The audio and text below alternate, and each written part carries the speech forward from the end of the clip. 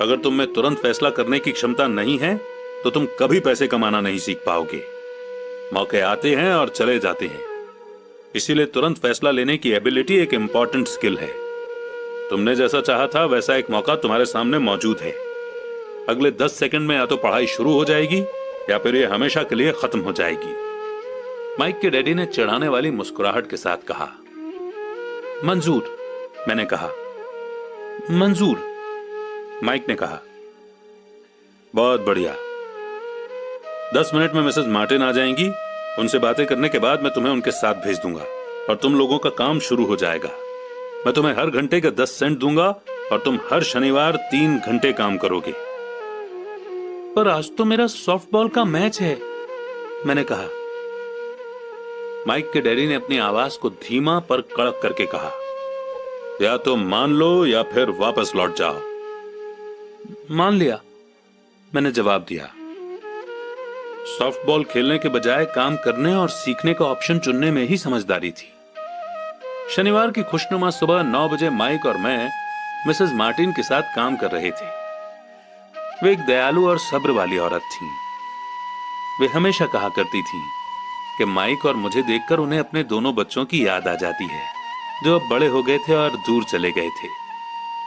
हालांकि वे दयालु थी, पर वे कड़ी मेहनत में विश्वास करती थी और इसलिए वे हमेशा काम करती रहती थी। वे बहुत कड़क मैनेजर थी। हम 3 घंटे तक डब्बों को शेल्फ पर से उतारते थे, उनकी धूल साफ करते थे और फिर उन्हें वापस वहीं पर रख देते थे। ये बड़ी मेहनत का काम था और बोरियत भरा भी। माइक के डैडी को मैं अपना अमीर डैडी कहता हूं। उनके पास इस तरह के 9 सुपरमार्केट थे जहां पार्किंग के लिए बहुत सी जगह थी। पड़ोस के जनरल स्टोर जहां लोग दूध, ब्रेड, बटर और सिगरेट जैसी चीजें खरीदते हैं। समस्या यह थी कि हवाई में एयर कंडीशनिंग नहीं थी और गर्मी के कारण स्टोर्स अपना दरवाजा बंद नहीं कर सकते थे। स्टोर के दोनों ओर दरवाजों को पूरा खुला रखा जाता था ताकि सड़क और पार्किंग की जगह सामने दिखती रहे। जब भी कोई कार पार्किंग में आती थी तो उसके साथ धूल का गुबार भी आता था जो स्टोर में घुसकर डिब्बों पर जम जाता था। इसीलिए हम लोगों की नौकरी तभी तक चलती जब तक कि एयर कंडीशनिंग नहीं हो जाती, क्योंकि उसके बाद दुकान के डिब्बों में धूल नहीं जमती और ना ही हमें उन्हें साफ करने के लिए नौकरी पर रखा जा सकता था। 3 हफ्तों तक माइक और मैं मिसेस मार्टिन के पास जाकर 3 घंटे तक काम करते रहे। दोपहर तक हमारा काम खत्म हो जाता था और वो हम में से हर एक के हाथ में 3 छोटे सिक्के डाल देती थी। उस समय 50 के दशक में भी 9 साल की उम्र में 30 सेंट कमाने में कोई खास खुशी नहीं होती थी। तब कॉमिक्स की कीमत 10 सेंट हुआ करती थी, इसीलिए मैं अपनी कमाई को कॉमिक्स पर खर्च कर देता था और घर लौट जाता था। चौथे हफ्ते के बुधवार तक मैंने काम छोड़ने का मन बना लिया था। मैं सिर्फ इसलिए काम करने को तैयार हुआ था क्योंकि मैं माइक के डैडी से पैसा कमाना सीखना चाहता था। इसलिए मैं 10 सेंट हर घंटे की गुलामी कर रहा था। पर सबसे बड़ी बात तो यह थी कि उस पहले शनिवार के बाद से मैंने माइक के डैडी को देखा तक नहीं था।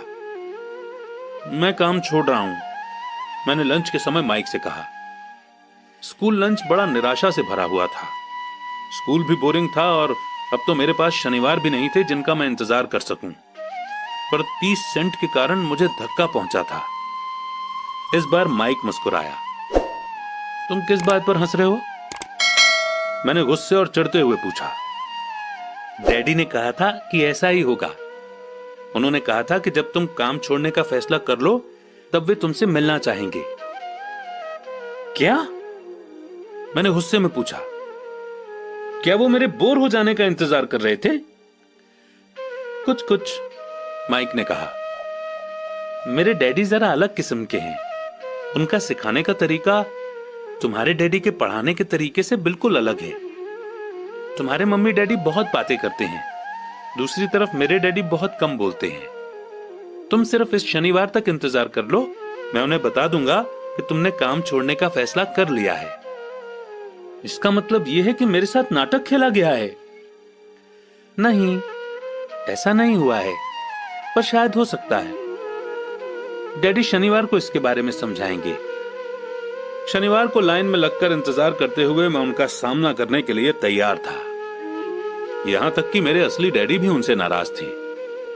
मेरे असली डैडी, जिन्हें मैं गरीब डैडी कहता हूं, ये मानते थे कि अमीर डैडी चाइल्ड लेबर कानून को तोड़ रहे थे और इस पूरे मामले की जांच होनी चाहिए। मेरे पढ़े लिखे गरीब डैडी ने मुझसे यह कहा कि मैं सही सैलरी मांगूं, हर घंटे के कम से कम 25 सेंट। मेरे गरीब डैडी ने मुझसे कहा कि अगर मेरी सैलरी नहीं बढ़ती तो मुझे तुरंत जॉब छोड़ देनी चाहिए, और वैसे भी तुम्हें उस घटिया काम की कोई जरूरत नहीं है, मेरे गरीब डैडी ने झल्लाकर कहा। शनिवार को सुबह 8 बजे मैं एक बार फिर माइक के घर उसी पुराने दरवाजे से अंदर घुस रहा था। कुर्सी पर बैठो और लाइन में इंतजार करो, माइक के डैडी ने मेरे घुसते ही कहा। फिर वे अंदर जाकर अपने छोटे से ऑफिस में बैठ गए जो बेडरूम के पास था। मैंने कमरे में चारों तरफ देखा पर मुझे माइक नहीं दिखा। अजीब सा महसूस करते हुए मैं उन्हीं दोनों औरतों के बगल में बैठ गया जो मुझे 4 हफ्ते पहले वहीं पर मिली थी। वे मुस्कुराईं और सोफे पर थोड़ी सी खिसक गईं ताकि मैं भी बैठ सकूं।